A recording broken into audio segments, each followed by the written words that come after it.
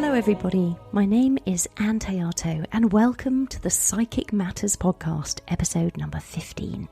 In the studio today is none other than psychic medium and astrologer Mark, the MidWest medium. Mark explains how mediumship and astrology have changed over the decades and why they will continue to evolve as time rolls forward.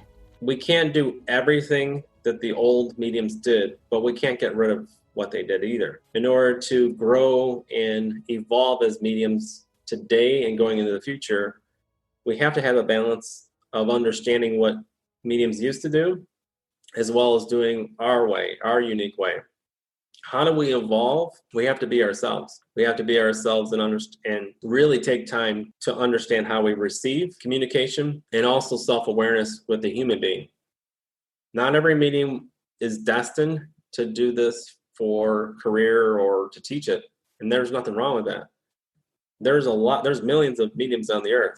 In this episode, Mark speaks about the importance of focusing on your strengths and not on your weaknesses. He'll tell you why your vulnerability works in your favour as a medium and how your own suffering helps your compassion. If you've always wondered about spirit guides or telepathy or how to read auras, Mark covers it all. This is an episode absolutely jam-packed with information from the brilliant mind and gentle soul of this incredibly knowledgeable gentleman. Ready? Let's go. In the Psychic Matters studio today, I'm joined by psychic medium and astrologer Mark, the MidWest medium. Mark, welcome to Psychic Matters. Thank you for having me. It's such a pleasure to be here, Ann. Mark, let me hand over to you and you can tell people who you are, what you do, where you come from, and the type of work that you do.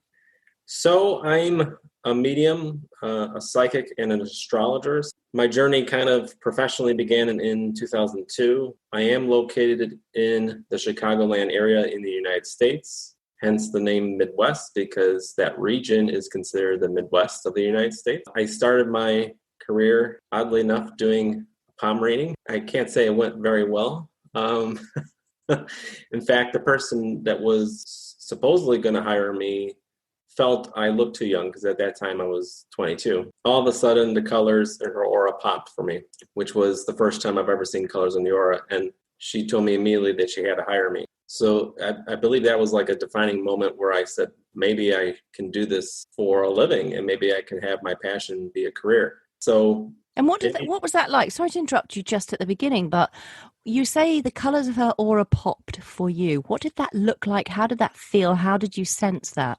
It was incredible because I didn't believe in the aura at all. I had seen a book on it and I said, this is hogwash.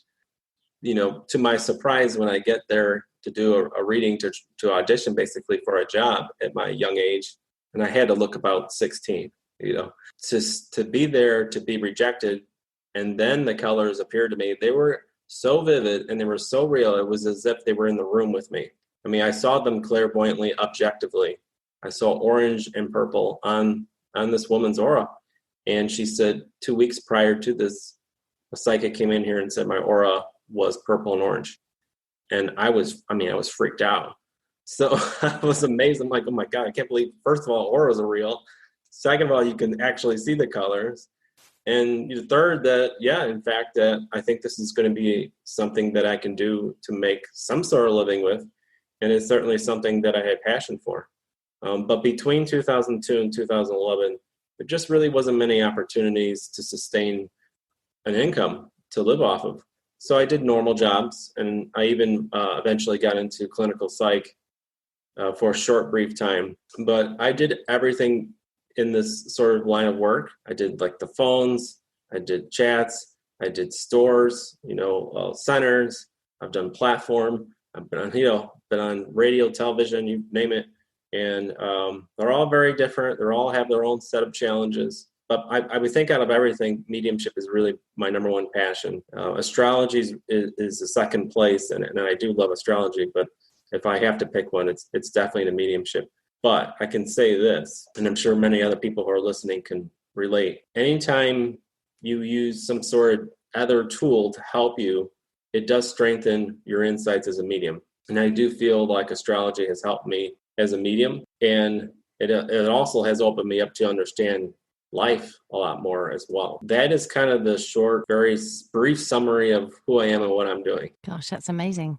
Let's talk about your training. So where did you train? How did you learn all of these different faculties and skills? Mostly on my own. So literally for the palm reading, for instance, I just picked it because I didn't have cards. That's literally, someone said, why don't you get a job because we think you have ability, which was another psychic. I wasn't formally trained. I just saw a book. I saw a line. I go, oh, that's what a line on a palm is. I guess I'll read it. And I did. I was never trained on the aura. No one ever told me, first of all, you could see the colors like that. So it was freakish. And then, as time went on, eventually I got to a place in my life where I said, maybe I want to take it a little bit more serious and try to push this. The mediumship too, I really wasn't trained. I had opportunities to sit in some circles here and there. I even sort of gotten friends with like a psychic store where I got a break. I was lucky to get a fortunate break, but I was really on my own. I mean, I was kind of on my own.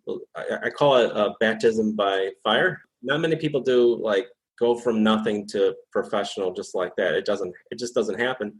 But I really didn't have a choice. There was no classes. I mean, today you have a lot of options, and believe me, do that. Like I teach now, and I tell my students, please take the classes. It was a lot of heartbreak when you don't have formal training.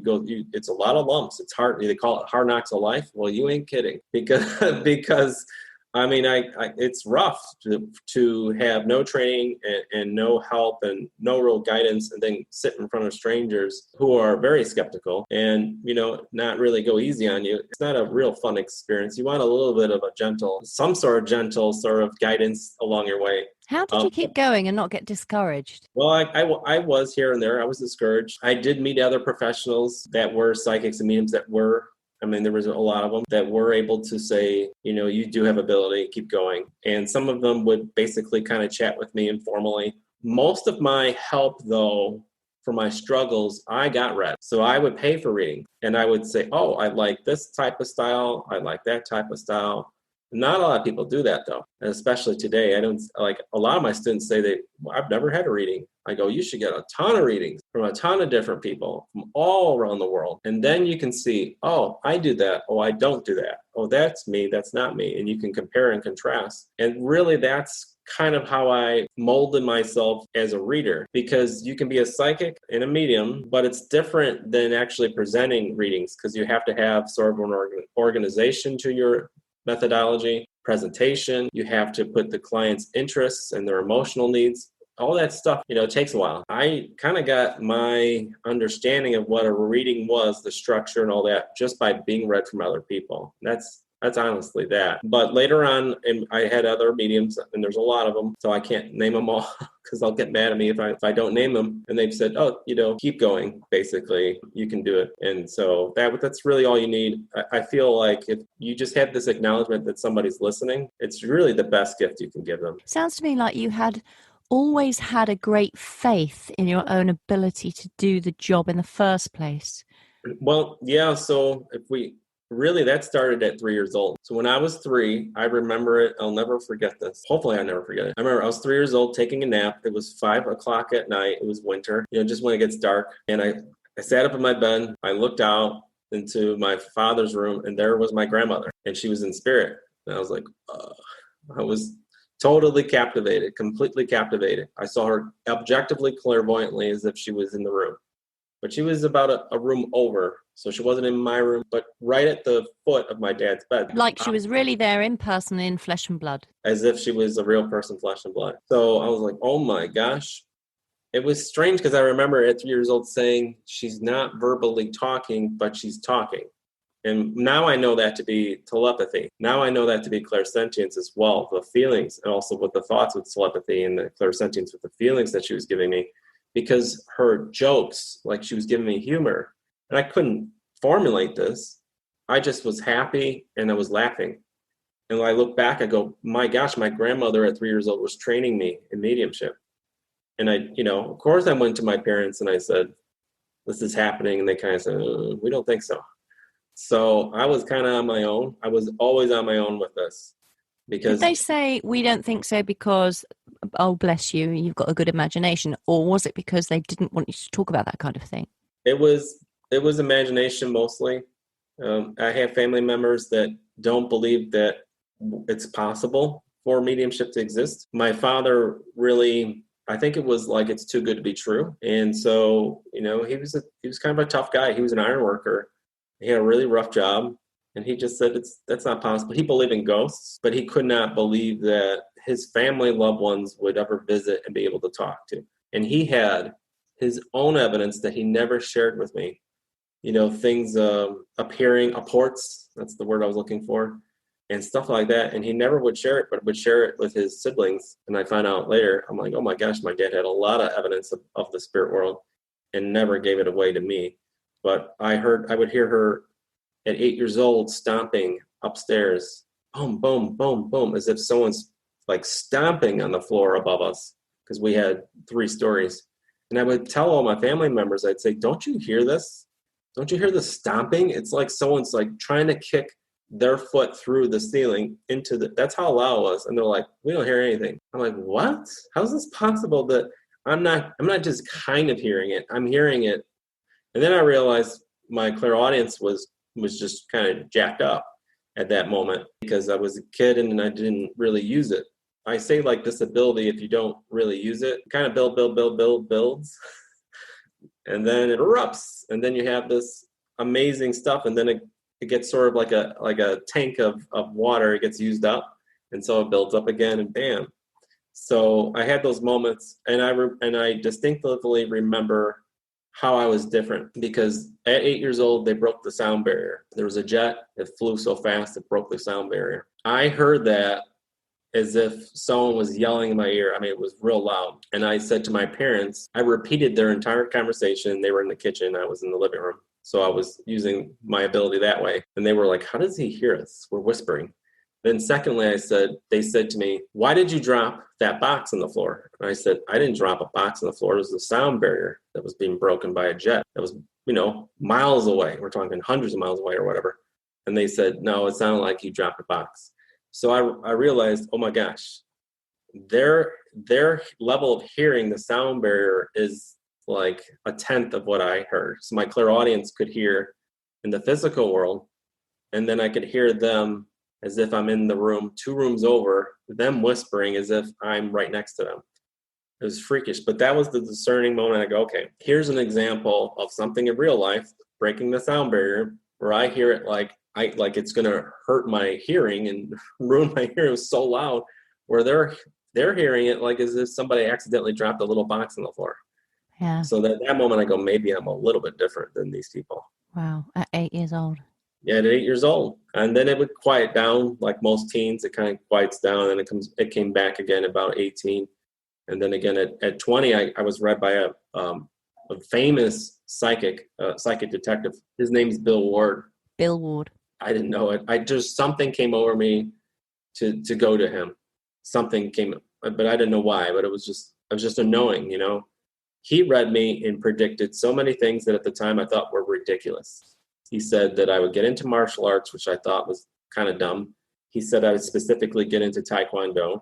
He said I would get into Buddhism, that I would learn how to meditate, quiet my mind, and I said, none of that's true. I only want to party and forget about this world. That's all I wanted to do at the time. And then here we are 2 years later. I'm into Taekwondo, learning Buddhism, learning how to meditate. And I got my psychic job 2 years later. I mean, it was amazing, but I learned so much from that reading. I did understand and look at his presentation. I did see how he organized. I didn't like some of the things he did, and I loved the other things he did. So just from that one sitting, it pretty much, was 80% of what I needed basically for the rest of my life. And it was like some of those old school readers, and I don't know if you've had a lot of readings from them, but they go for broke. I mean, they swing for the fences. If it might sound crazy and wild to people, but they just throw it out. And that was something that really gave me courage. I mean, today mediums will play it safe, and they'll hunt for evidence, right? they'll only want to read if they know for sure it's going to be an awesome reading or awesome evidence. If it's generic, they won't even attempt it. And that's not how it was. When it was old school, it was like whatever's coming out of our mouths as an old school reader from 50 years ago, whatever. They always believed it was magnificent. It was immaculate, no matter what it was. They had blind trust. And I've always kept that. And I try to give it to new mediums today. Just have blind trust that whatever comes out of your mouth is golden. It's divine. You do have to give what you get, don't you? You what can't censor it in your mind and filter it through and say, I'm not going to say that because it sounds ridiculous. And I learned that the hard way. And you have to be okay with generic too. Yes. But they're not. If you look at a lot of memes, especially, we have social media and a lot of different ways to see mediums around the world. When they're doing contacts, they'll have one communicator and there's a lot of great evidence, but they may bring in another spirit or two, and it's just an acknowledgement. So, but this is breakthrough stuff for a lot of mediums because they don't get that. If they bring in an uncle, they think, oh, I got to give 100 pieces of evidence to define this uncle, even though my main spirit communicator was grandmother. It's like you could just, maybe the uncle just wants to say hi in an acknowledgement. Happens all the time. And then, and bring in another one. And then maybe grandma has more evidence to say. But that's a big struggle. And I feel like, if anything, if classes are out there, they should be trying to it should be confidence. It should be, and being okay with generic, because spirits are people, Yes. They're still people. They have a decision and choices if they want to give generic or amazing evidence.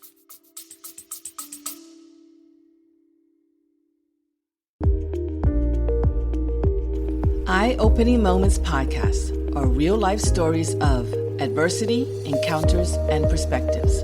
They are moments that can lift your spirits, give you some food for thought, or move you. For the introspective mind that likes to reflect, discover, and find solutions or meaning in a complex life, listen to Eye-Opening Moments podcasts.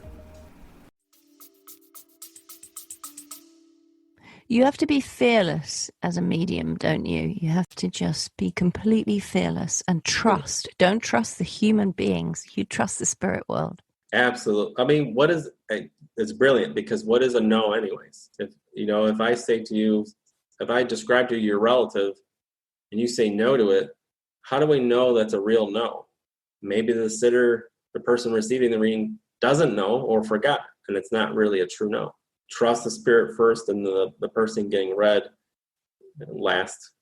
Yeah, exactly. I remember giving this mediumship reading. I was doing a demonstration of mediumship. I think in America you call it a gallery reading. Is that right? We still call it demonstration. We're you? starting to steal your stuff. So. And I remember it was in Billericay. It was in Tony Stockwell's Soul Space, and I was training with him on one of his mentorship programs. And the person I had in the spirit world, I said, I've got a hunter here, and I can see him walking across the ice, and he has animal skins, and he's dressed in animal skins. And I looked at the audience, and all I could see was a sea of white people, sort of middle class, working class people. And I was like, how on earth is this ever going to fit anybody? But I had to just keep going with it. And sure enough, it was taken, it was placed. I was able to give much more information than that. But it just goes to show, if I'd have seen that person and thought in my mind, I'm not going to give that out, then I would have failed the spirit world. Absolutely. Absolutely. And sometimes it's like that. And I always say this, especially when you're doing a gallery or demonstration like you were just talking about. Yeah. It's like mediums walk into a room that has no light, completely black, and we're expected to kind of walk around it and act as if we know what we're doing 100%. And it's like I say, it's like doing a tightrope walking without a net. We don't get a net. We got to go out there. We don't know what's going to happen. Yeah. And I'm a fly, and it is fearless. Absolutely. Yeah. So, and it's only by doing it, I think, practicing and continuing to do it, that you trust the spirit world more and more and more, because I've got a background as an actor, and I know if I step out on a stage, I know that script backwards. I know exactly what I'm doing, what I'm about to say, all the feelings I'm going to generate. So you know what you're doing. Or a musician will know the song, the lyrics. A stand-up comedian will know his routine. But as a medium, we stand up there so vulnerable, we don't know anything. Vulnerable because we don't know anything, which is really freakish, right? And the second thing is that unlike, kind of like comedians, because there's that skepticism, and even audience members for comedians, they sometimes don't believe this comedian's going to be funny either when they come out. So it's a good analogy that you're using, because I studied a lot of comedians to see parallels between mediumship and stand-up comedians, and there's an awful lot. The brilliant Jerry Seinfeld said he doesn't let anyone introduce him by giving all these wonderful adjectives and like, Jerry's wonderful, great, he'll make you laugh. He doesn't let them do that. Same with mediums. I always say, try not to let people introduce you to say how great you are, because when you do that, and even with comedians, the audience will fold their arms and go, okay, prove it to us. Yeah. So Jerry will literally run out on stage before someone can overdo it by introducing him and going and saying how fantastic he is. He'll run into stage and get right into his act, because he knows it. Because we're in control, and so is the comedian. We dictate it. I always say, you have to trust the spirit world, but I like to think of it as I have more confidence than the spirit world. That's how I approach it. I tell my students, you have to believe so blindly, you have to have more confidence than the spirit world has, because some of those spirit communicators are still making up their mind. They're still deciding, I don't want to know if I want to use Ann or Mark tonight. Maybe I can do this, maybe I can't. Maybe they're clairs, I can use those, maybe I can't. Maybe they're frame of reference, I don't know. I don't even know what I want to say. Should I apologize? All these things. So if you kind of have this positive confidence for them that you can do this, come closer, I got you, I got your back, and I will represent you, whether you want to go on and give fantastic evidence, or if you just want an acknowledgement, I'll honor both. That's really the thoughts that I send out to them. And no matter what the audience is saying, even if they say no to something, my thought back to the spirit is, don't worry, don't let that throw you, I got you, and they keep going. So I would say we have to have more confidence than not just the audience, but the spirit world too. And how do you teach your student mediums to deal with a no? First of all, I think organization and structure of how you're presenting the evidence is critical to understand what a no is. If you give out 100 things to describe a grandfather and somebody says no, what are they saying no to?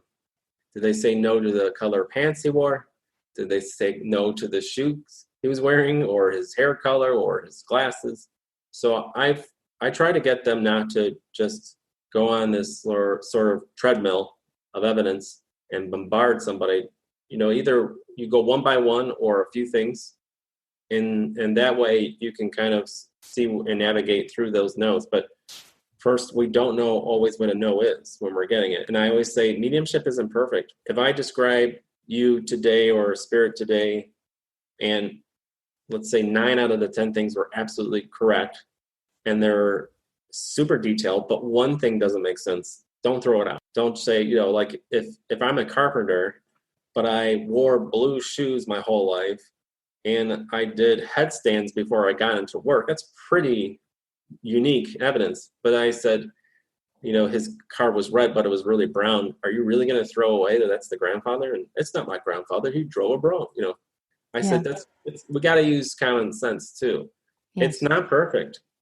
And so I always check in. We call that checking in. Does that make sense? Not for me or the spirit, but for the recipient. Because I know it's all meant to be whatever I'm giving. But I want them to still sort of be with me and not be over inundated with all this information as well. So there's a lot to the no's. I think organization's one. And secondly, don't let it throw you. Just keep kind of going and see where you're at. Do you still see your grandmother? It's a great question. Oddly enough, she came through to me last night. And no way. So it's funny because I'm sure she's connecting with you right now for you to ask me that. To tell me that she'd be and this morning too. So I know she's in this room. She comes through a lot in readings. She loves using mediums. She also was a reader. Was she herself? Yeah, She was. she was. She read cards and she read tea leaves. But she only did it like, for the family and friends. And I was never told that. I was told that only maybe 9 months ago. Right. So I went my whole life, nearly 4 decades, not knowing she was a reader. I had mediums tell me, and she told me she had ability from the spirit world. But I had no one living to verify that stuff. I just had to rely on my ability and the communication from her to say that. But yes, I don't see her objectively clairvoyantly like I did when I was 3. That doesn't happen. So when you say you feel she's here now, how does that feel for you? For me, her personality is one of the first things. We call that clairsentience, where you can feel on a mediumistic or psychic level. And I can get that. Her laughter, I can see her smile. She sends me thoughts telepathically, all this simultaneously as we're talking. As I'm talking to you, she's doing this right now. And I feel like she put a drop into your head for you to ask that. I don't see her clairvoyantly like I did before, but I do see different spirits like that. Even ones that I'm doing a gallery for, I'll see them like they're in the room. We call that objective clairvoyance. Spirits, they won't always, if you have multiple clairs as a medium, they're not always going to use the same clairs. That's another big myth. And there are some mediums that will only have maybe one sense, like clairvoyance, while others will express 6 senses. Clairvoyance, clairaudience, clairsentience, claircognizance, clairalience, clairgustance.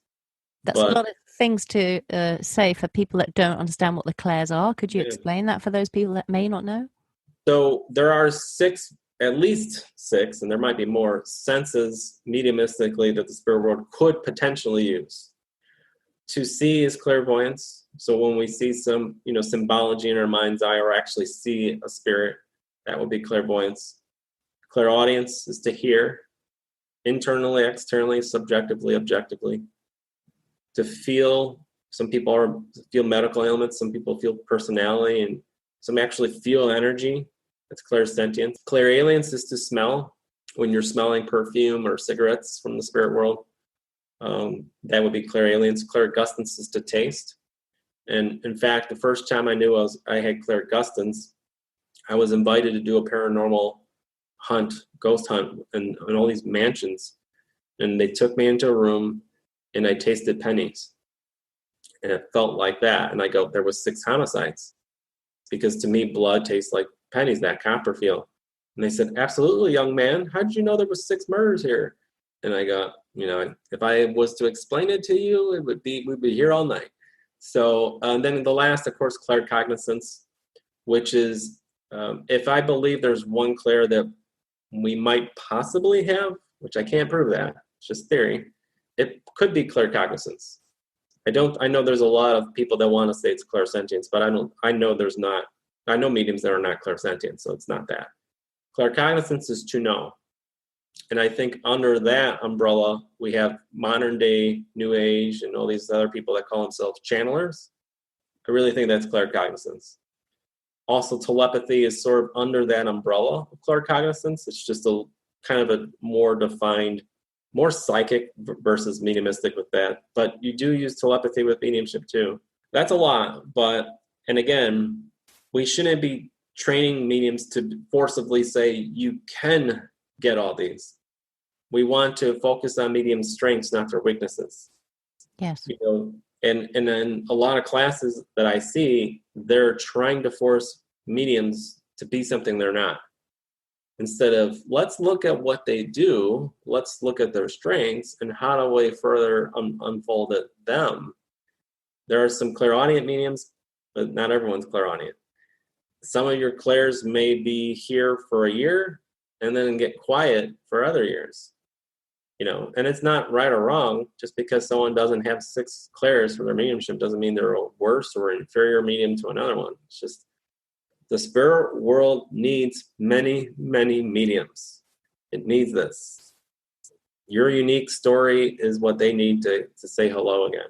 It's interesting because some of my senses, some of my clairs come in and then I don't use them for ages, and then you might use another one. Like maybe I might taste something one day, I might smell something in another reading, I might clearly know something absolutely without shadow of a doubt. So it does depend on circumstances, who you're reading for, and it depends on you, depends on them, circumstances, and the spirit communicator. yes. I mean, that's a lot. And I think new mediums that I talk to, they think it's just them. And that's such a shame, because then they have no peace. They feel, oh, I didn't get not just the clair, but maybe the particular piece of evidence wasn't as strong as they wanted to. But how do we know that's not the will from the spirit communicator? Yes, you can't impose your own will and give what the information you want to give, or you have to work with your spirit person and be in a position of receiving the information. Yeah. And, that's brilliant, and realizing there's still people. So I try to get new mediums not to have this habit of going, I failed. Because what's the spirit world's listening. You're like, whoa, Mark or Ann said that wasn't a good reading. Maybe I don't want to use mediums anymore. Now you've put off some spirit communicators. They go, man, I gave it my best. I gave it my best and they said the evidence isn't good. Well, maybe I don't want to try again now. So I say, whatever it is, no matter if it's short, long, unique, or generic, whatever name you want to give it, please just realize that this is a miracle. If we put the intent that it's a spirit who's in this invisible world in heaven saying hello to someone here, that's a miracle. I always say too, imagine if you passed away, didn't know mediums were real, go over to the other side and somebody says, hey, Ann, did you know you can talk to the earth again? You would say, well, what? No way. No, not true. You're like, yeah, look at Crazy Mark and Crazy Ann. You can go say hello to them. They'll be able to talk to my niece or to my granddaughter again. Yeah. So that's pretty special. It is. It's really special. And that's beautifully put as well. So how do you think, in terms of how mediumship is evolving and changing, what are we doing now? What did we do before? And what does the future hold for mediumship, do you think? Oh, a lot. So it's taken me a long time to realize this, but we can't do everything that the old mediums did, but we can't get rid of what they did either. In order to grow and evolve as mediums today and going into the future, we have to have a balance of understanding what mediums used to do, as well as doing our way, our unique way. How do we evolve? We have to be ourselves. We have to be ourselves and really take time to understand how we receive communication, and also self-awareness with the human being. Not every medium is destined to do this for career or to teach it, and there's nothing wrong with that. There's millions of mediums on the earth. I saw a study or a poll once. They said there was 1.5 to 2 million mediums on the earth currently. That's a lot, but they're not all meant to go on to be on a platform or demonstrating in front of audiences. And that's the thing, so the most important thing is self-development. We call it self-awareness. Every medium throughout history, this is why history is so important. In every corner of this world, if they found a medium in their family, it doesn't matter where they are on the earth, they would put them somewhere like reclusion or something like that. And why?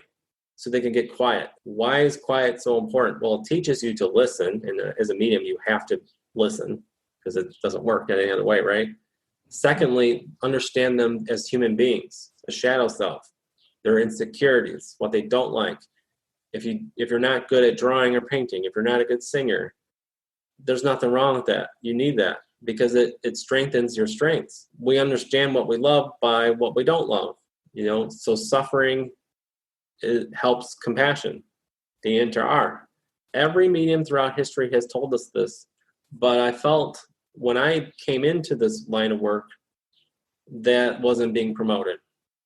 It was all about what could I do, and this is a power, and this is great. But there was no self-awareness, there was no self-development, there was none of that. It was just, It was just kind of using the ability, and that was it.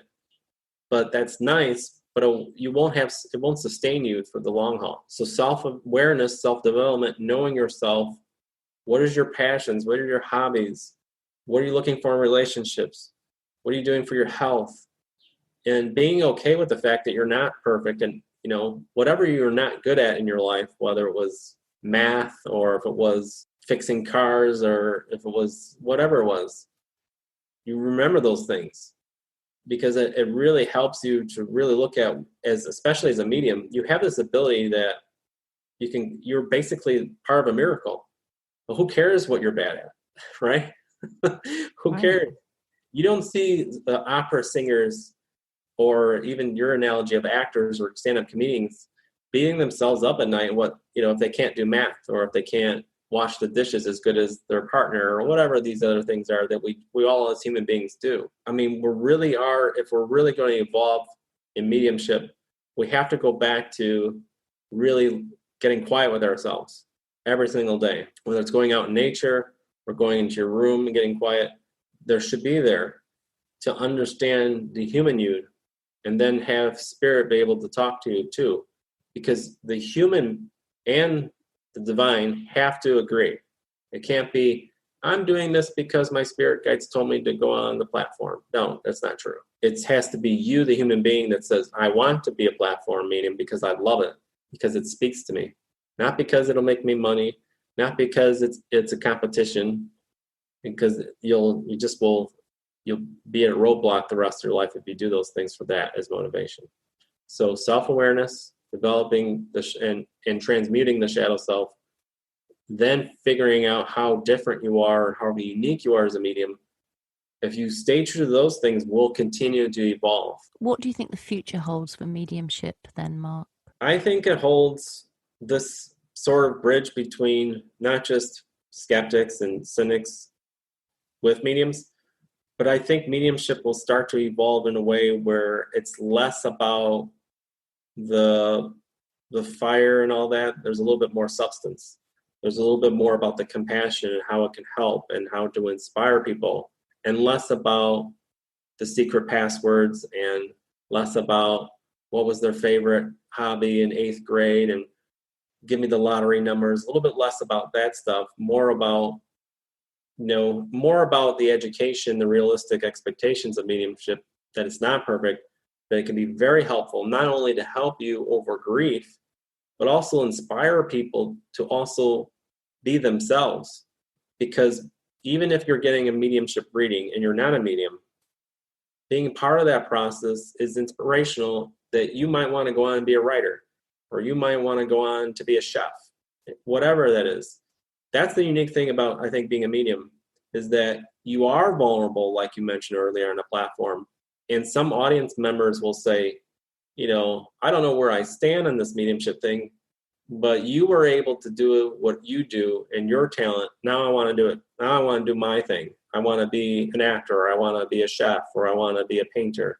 I didn't have that before. I didn't have that inspiration. But seeing you go out there and doing it because you love it, regardless of the haters, that's inspiring to me. And I really think mediumship is about inspiration.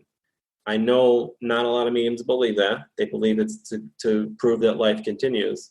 I think that's second. I really do. I don't think mediumship is about proving to the world that the communication between the two worlds is real. I think it's about inspiring people, inspiring them to be unique and be themselves. See, I find that fascinating, because I often think, if we truly can communicate with the spirit world, which I 100,000,000% believe we can, surely there has to be more we can do with this skill than just give messages from grandma. There must be something far more important and vital that we can bring to the world through this unique communication, two-way communication. And when you talk about inspiration and how we can be inspired here, whatever our career, whatever our job, I think you're onto something there, Mark. And it shows you're right. I mean, it's not about the evidence and the messages and wow, I wore green shoelaces when I was 7 years old, and only the medium would know that.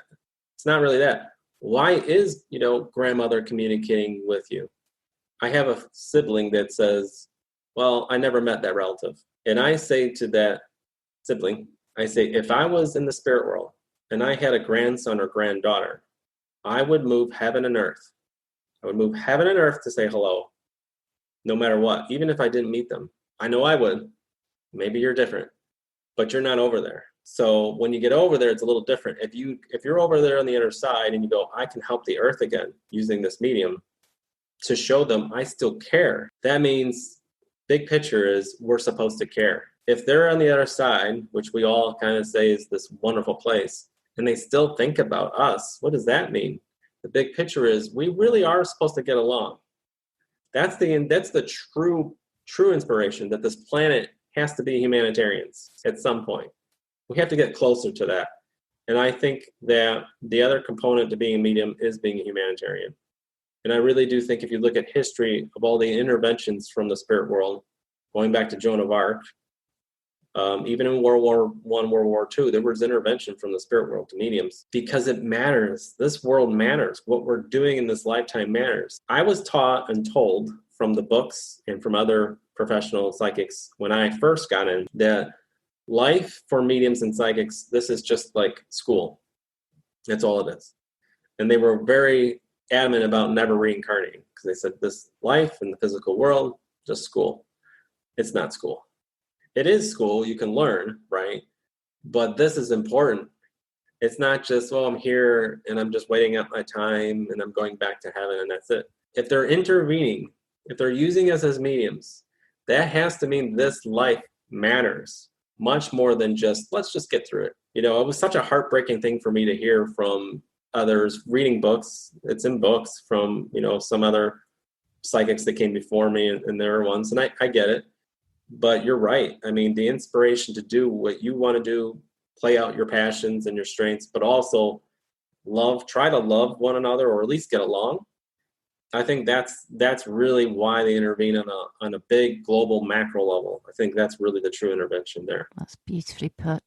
So talk to us, Mark, about astrology, because you mentioned that's your second love, your second passion. Tell us about that. I don't know. I know a little bit about astrology, but I don't really know about it. So tell us how that works for you and what your passion and why you're so passionate about it. Well, I think for many of us, me included, maybe even you, astrology was something I thought I vaguely understood, but it really never made a lot of sense. And then one day, another medium said, you're really going to have to just let your spirit guide your life. And I said, okay, I'll do that. I'll let my spirit guide my life. My spirit, the divine in me. All of a sudden, astrology made sense. And then all of a sudden, I started to channel astrology, where I would get a lot of insights, a lot of things that it's very unconventional stuff that I found in astrology. Astrology is just another way to understand our lives. Astrology is a clock. Our lives really are symbolic through mythologies, and astrology shows how these mythologies will play out in a very unique way, specifically in different areas of our life. The mythology of Jupiter or the sun or Venus, and what area of life of these things are going to play out, and how much or how little. It's an algorithm. I always say astrology is an algorithm because it's the job of the astrologer to figure out what's the code for Ann, what's the code for Mark, what's going to make them the happiest, what is their relationships going to be like, what is the struggle. And so astrology, like mediumship, has to evolve, just like the mythologies have to evolve. We have to evolve all these things. And mediumship has changed dramatically. The planets are not the same as they used to be. In fact, there was a lot of planets such as Saturn and Pluto that were looked at as very maleficent, especially in ancient times. It was like, bad Pluto, bad destruction. Pluto still can destroy, but it's for our highest good. It changes. Tarot, you have that death card, the tower card. We go, oh my God, scary. Now we know it's changed, right? So there's an evolution. And astrology, just like mediumship, it's whatever the level of consciousness of the astrologer brings to the chart. Mediumship, your level of being humanitarian, if you can get there, at least try to. it will really strengthen your mediumship and really strengthen the communication there. Same thing with the astrology.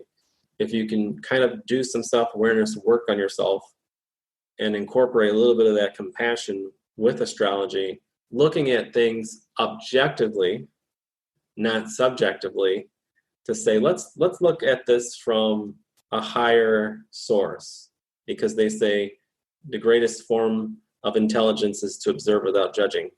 And I think that's God, right? So if you're looking at circumstances in your life, a flat tire, is a flat tire bad? Maybe, and maybe it'll cost you money, but maybe it saved you some heartbreak. Maybe it stopped you from going into traffic that was another collision or something else. That's how we have to approach astrology too. We look at Pluto and Saturn, oh, they're bad. No, they're not. Saturn defines things. They say Saturn is going to make it depressing or sad, whatever it is. Say it's in your 10th house, which is career. Oh, Mark's going to have a sad career. That's what they would say before in ancient times. Now we know is no. Saturn defines things. It reduces things to get you specific. This is what I want to do. I want to be specific in career. I don't want to be a painter. I want to paint door handles. It's defining it. And that's what Saturn does. But before, we had a different level of consciousness. Same with mediumship. If you go back hundreds, if not thousands of years, they had a different level of consciousness. We do, and tarot, I'm sure a lot of your audiences listening that do tarot, it's changed a little bit, how we do that. Mediumship has changed. And so astrology has to too.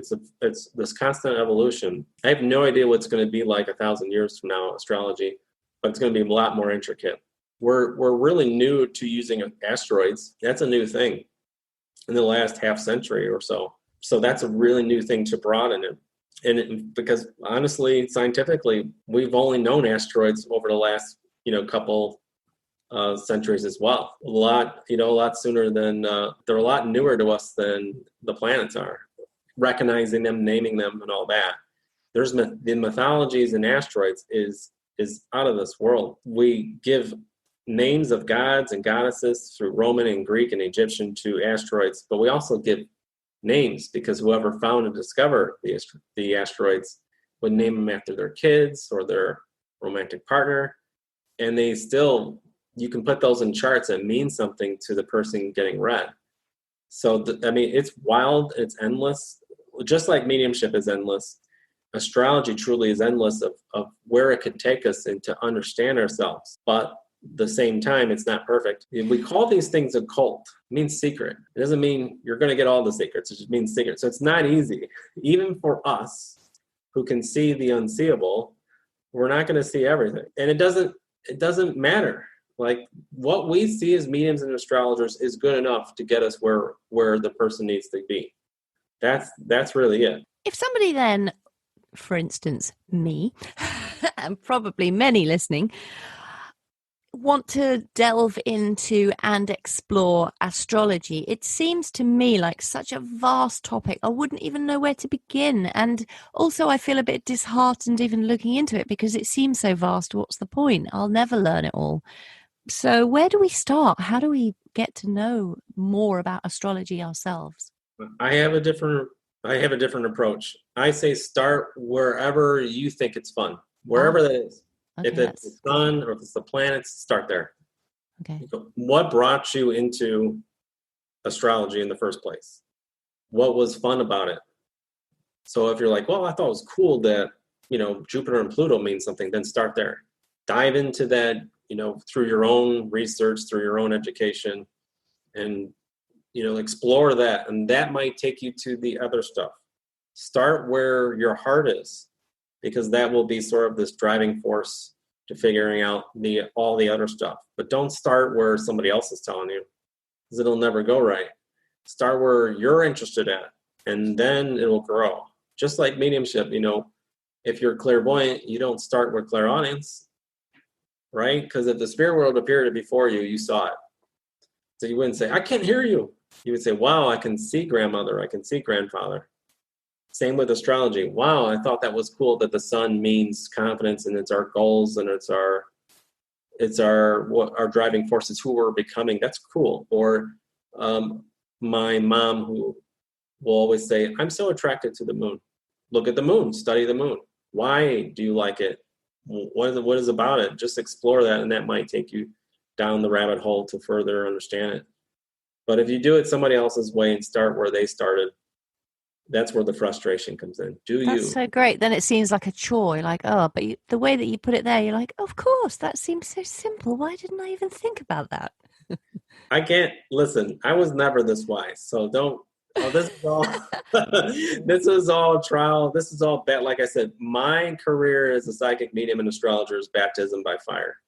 So it was all about learning on the fly. So before we go, I want to ask you one more question, and then I want you to give everybody an exercise, if you would.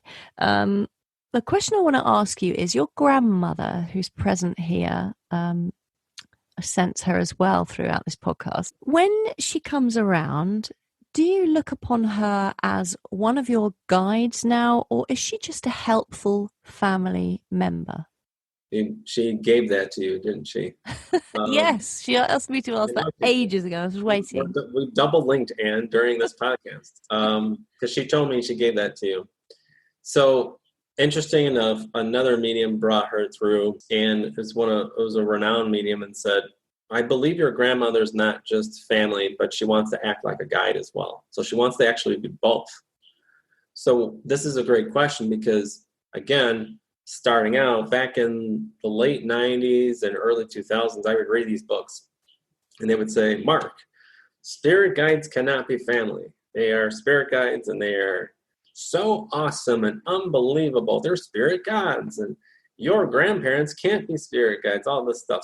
So like these rules, right? And then you get down to it and you realize, what is a guide? A guide is to help, right? To be of some help. Is there spirits that are higher evolved in their consciousness? Yes. But could you have a relative that does want to some degree, be a spirit guide? Yes. Is it as common as people think? Probably not. I mean, there's a lot of readings where I've done where they're like, can't my grandmother be? And she's like, well, she's around you, guiding you or helping you. But here's the thing. Do we or would we really want to ask all of our loved ones about relationships and romance? Would we really have the vulnerability and would we really trust them? Because we remember uncle or grandmother, right? And we never asked them about our romantic lives when they were alive. And now we're going to do that when they pass on. That vulnerability is not quite there. When you have a spirit guide, however, who never shared a life, in this life at least with you, right? You don't have that problem. You can be vulnerable, very vulnerable.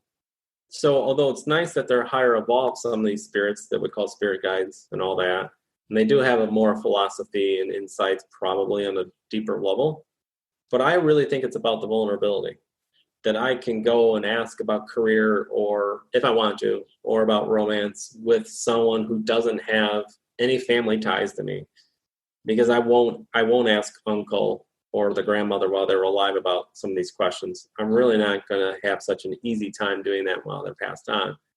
But because we've double linked, this particular grandmother wants to do that for both of us. So.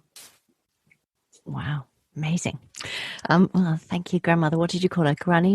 How did you call? She passed away when I was 3, so I didn't really have any name for her.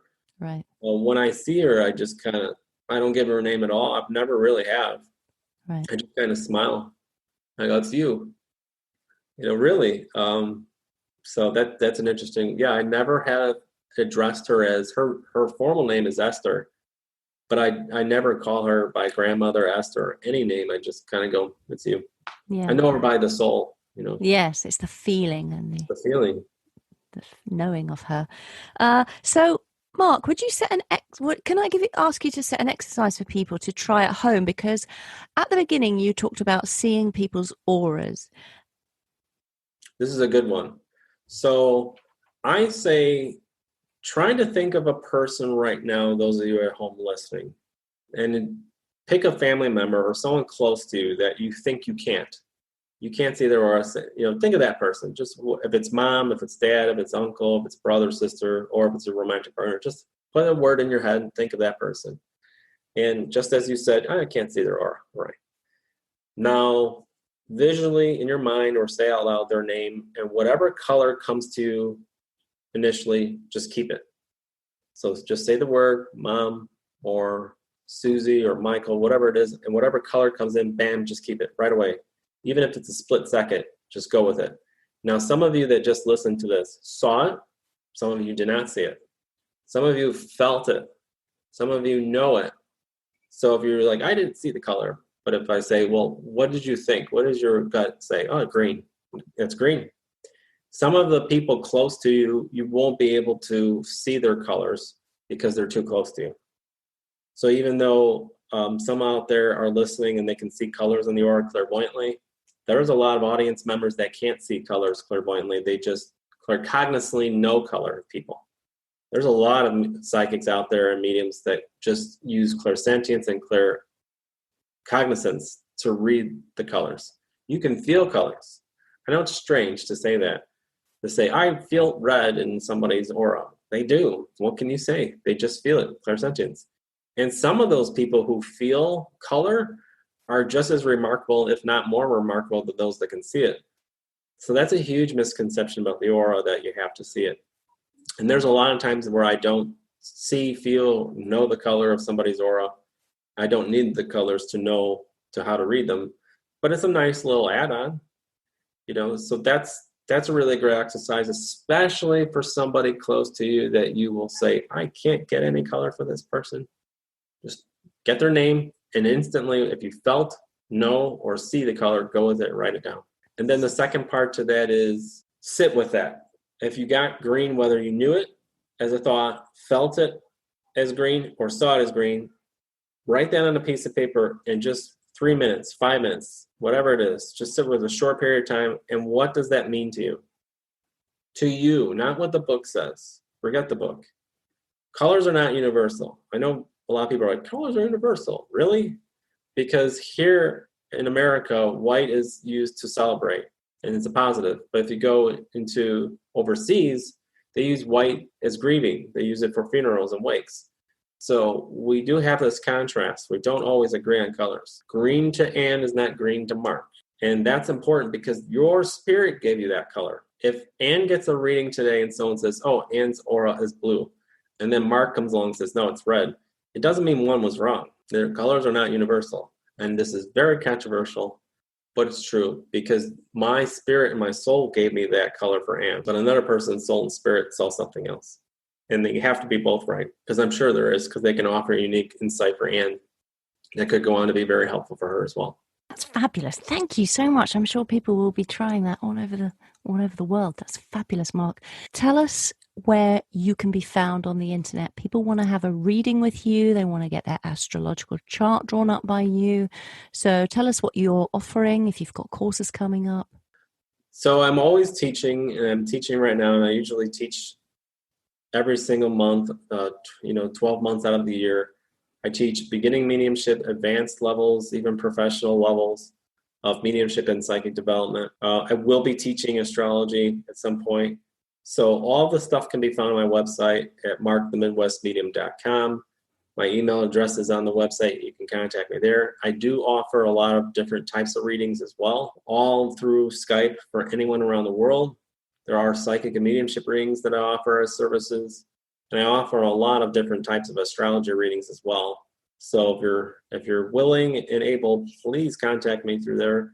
My passion is demonstrating mediumship.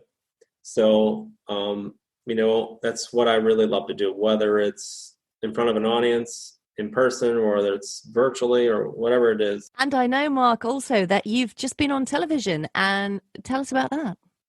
So yes, I was just on VH1's Black Ink Crew Chicago. It's broadcasted worldwide. That aired July 13th, 2020. And it was an amazing experience. They treated me as a medium with a lot of respect. That's good to hear. That's great to hear.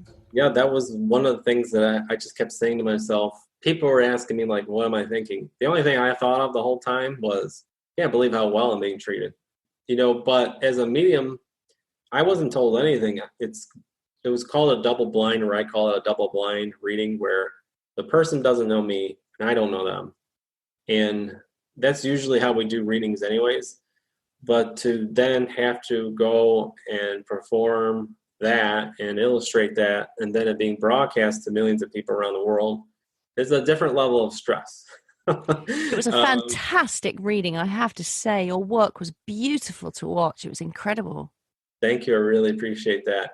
It's funny too, because, as a medium, I've been through a lot, and I've done a lot of different types of readings where it's, virtual or in front of audiences. So I'm used to different things being thrown at me, and you never can prepare. Like there's no prep. You just go and you just trust yourself. But as soon as you sit down, your mouth opens to explain it, all your worries go away. And that's what they said to me. Well, do you want our help at all? Like to tell her anything? I go, no, I got this. I'll tell her what to say and what not to say. And all I said is, I just need a yes, no, I don't know. That's all I want from you. That's it. Nothing more. Don't tell me anything else. And I try to get my students to do that as well when I teach, because you're not helping the medium when you tell them. If they tell you, yes, my father was a carpenter in 1975, and now I am the medium, I can't use that. I can't say that now. So you're not helping when people are giving a lot of validation. It doesn't help the medium. New mediums believe they go, can I get validation? I just want to know the rest of the story. And I say, nope, I don't teach that way. But some mediums will say, I want to know the rest of the story. I want to know this person that I just brought through. And I said, no, you don't. Because next week or the week after, that spirit might come through again and give you more information. And now you don't have to worry about it. So when I was there, it was, I can't be more grateful than I am. I really am so grateful that they treated me with respect. And that's the thing that I'll never forget, because there are other occasions where I was asked to do television and I didn't feel totally the respect was quite there, and I didn't do it because of that. This was an occasion where it was just totally fair, completely fair. And that's all I asked. I said, just give me a fair shot here. I don't want anything else. If you give me fairness, then this will be great for all of us. Yeah. And I felt like the post product of that reading illustrated that it was even keel and it was fair by both parties. I felt that's what the illustration, and then of course, it was an honor. These people did not believe in me. I mean, not in a bad way. They just, they didn't know who I was. So they were like, oh my gosh, like they didn't think like I was a scam artist or anything, but they just, didn't know. So to see them like, oh my gosh, there is another world out there because of what you were able to give us today. They're like, how are we ever going to thank you, Mark? Just do you. That's how you can thank me. It's a beautiful gift to give to somebody. Absolutely. And also, Mark, you've got a YouTube channel. Yes, I love my YouTube channel. It's my baby. So my YouTube channel is quite a few things on there. One, and there's a big astrology sort of resource there that I do weekly videos about the current astrology affecting everybody. It's not sun sign astrology. This is, we call this mundane astrology, where what I'm talking about affects everybody on the planet. So I want to bring astrology to the modern age where it actually can be used to sort of help us and guide us to some degree. But I also have other videos about mediumship there too. And I've created a series of about a dozen videos. It's called Learn Mediumship from Mark. And I did this because I channeled one day. I said, if I want to leave something behind, I would want someone who couldn't afford a penny to pay for a class to not be left behind, whether they're in a third world country or wherever they are. Because I hear that sometimes, that, I don't have any money and all that. And I'm like, well, I have something now that nobody can complain about, that they say they have no help. And hopefully that will be there, forever in the internet and YouTube and all that. But I believe when I made those 12 videos or so, that it was designed to be good enough for anybody who thinks they can communicate with the invisible world to have some help, enough of a nudge, and they can go on and maybe unfold on their own. That's really, I call it my baby because I absolutely love it, but I really wanted to give back in some sort of way so that other mediums out there maybe 20, 30, 100 years from now, we'll go, oh my gosh, this crazy Mark left behind some videos, and I didn't think anybody cared, but it looks like he cared to some degree, and now I'm not alone with this. So yeah, that's fantastic, and it's a brilliant resource for people to go to, and they can learn so much from you. Thank you so much. Yeah, it's great. Mark, thank you so much for coming on Psychic Matters. You've shared so much information here with everybody and been so generous and kind and fascinating to talk to. Thank you so much for coming on the show. Thank you, Ann. I really appreciate this. I'm so grateful. So thank you for having me on here. It's a pleasure.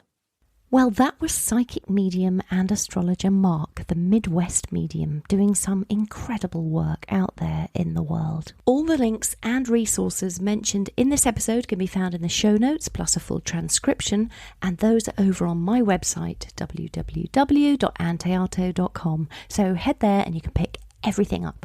Now, I have a training course you might want to join, starting this Sunday, 16th of August 2020. For those of you interested in learning with me online, it's called How to Build a Strong Psychic Foundation. Check it out on my website. It's £100. It's a 4-week short course, couple of hours a week. It's easy to fit into your schedule. There will be a short talk from me and then plenty of exciting psychic exercises to try out with other students from across the world, and time for plenty of feedback and Q&A. So do consider joining me. And as I say, all the details are on my website, anntheato.com.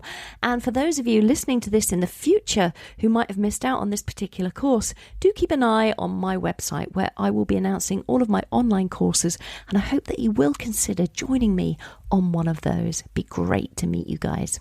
It just remains for me to say a very big thank you to all of you. I really appreciate you, and thank you so very much for listening. Have a fantastic couple of weeks, everybody. Try out the exercise that Mark gave about feeling and seeing other people's auras, and let us both know how you got on over on the Psychic Matters group Facebook page. Until next time, my name is Ann Théato, and thank you for listening to Psychic Matters.